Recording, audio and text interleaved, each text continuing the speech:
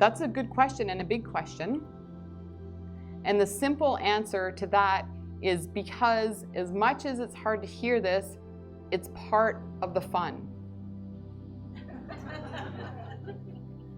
And we realize that it's not always fun.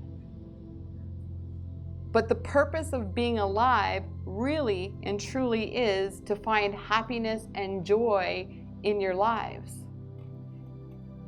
And just for a moment, imagine yourself in the world where all the change that you are wishing for, that you are desiring for, has occurred.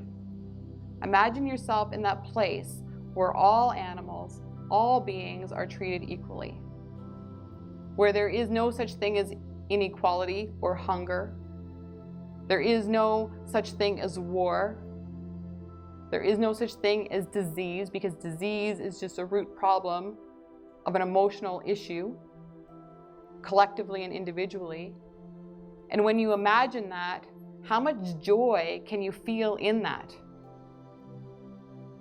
And it's for the feeling of that joy that you have transitioned from a place of relative darkness into a place of pure light. And the collective human species has, let's say, picked an extremely difficult task, yes? And we, because we are part of your collective consciousness, are being watched and observed by others in the universe and the universes beyond to see how we do. And sometimes that can seem a bit eerie,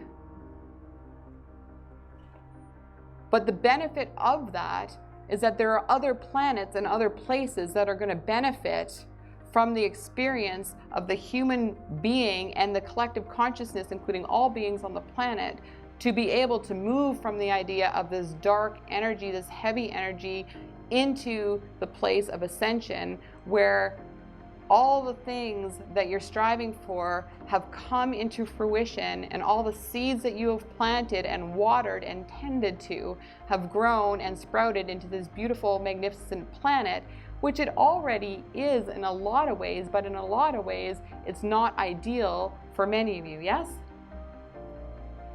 So keeping things simple, the collective made an agreement to start this process from one of the most challenging aspects, from one of the denser densities, to see how you could move from that place to this place. And you're making it. You really are making it. And the potential is there. The way the energy of the planet is being read is that the scales have been tipped, which is why it's more important now than ever to continue on your own individual paths, collectively, gathering in groups, working in groups, because the energetic vibration of a collective experience is extremely beneficial, yes? Working with others, there's a reason why human beings are considered a communal being. It's because you function better as a group. So coming together collectively and moving toward the idea of light is going to help accelerate the process, but it's not necessarily going to happen overnight.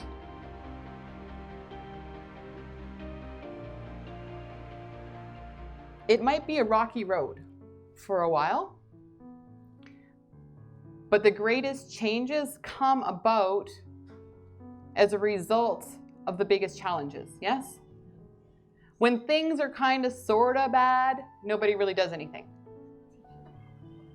When things get bad enough that it's extremely uncomfortable, then the nature of the human being, for most of you, is to then make the changes. So we're not going to say that you're not going to experience things on your planet that you may not be wanting to see or experience yourself, but what we are saying is that it is needed in order for the change to happen, and that the stronger your own personal foundations are to your connection to source, to your higher self, to those on the other side, the stronger your foundation, the easier it will be for you to maneuver and navigate through any turbulence that may arise. And the easier you will find it to be able to stay on your spiritual journey and stay on course, because you know that there is a greater purpose behind it all. Does that make sense?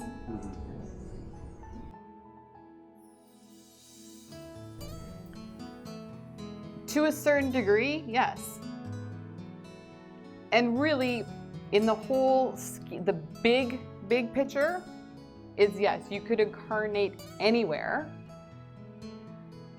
But there are certain, we'll use the word parameters. Again, it's not a word that we would choose to use because parameters evokes a sense of limitation.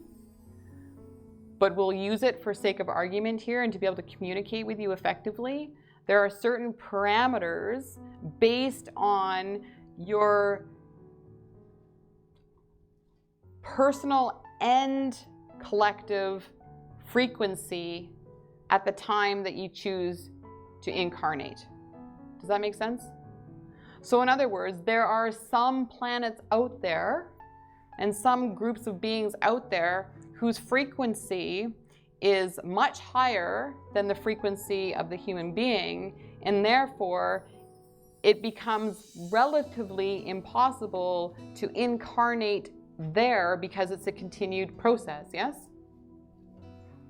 So there has to be a match within certain parameters of your frequency to be able to resonate with certain planets and other groups of beings, to be able to know that they even exist, even from the non-physical. Does this make sense? Yeah.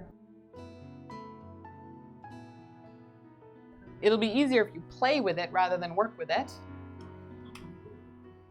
Remember, as much as this is considered work for a lot of you, the more you can incorporate the idea of making it fun and playful and lighthearted, the quicker the transformation will be, not just for yourselves, but for all of you. And that doesn't mean that we're saying to just lie on your back and laugh for an hour and think that some magical crystal is going to fall on your belly button and all of a sudden you're ascended to another planet.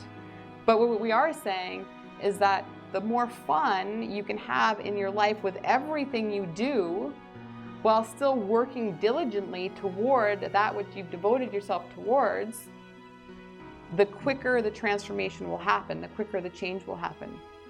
Does this make sense? Because your frequency is lighter. When your frequency is lighter and higher, there's less resistance. Yes? Logical?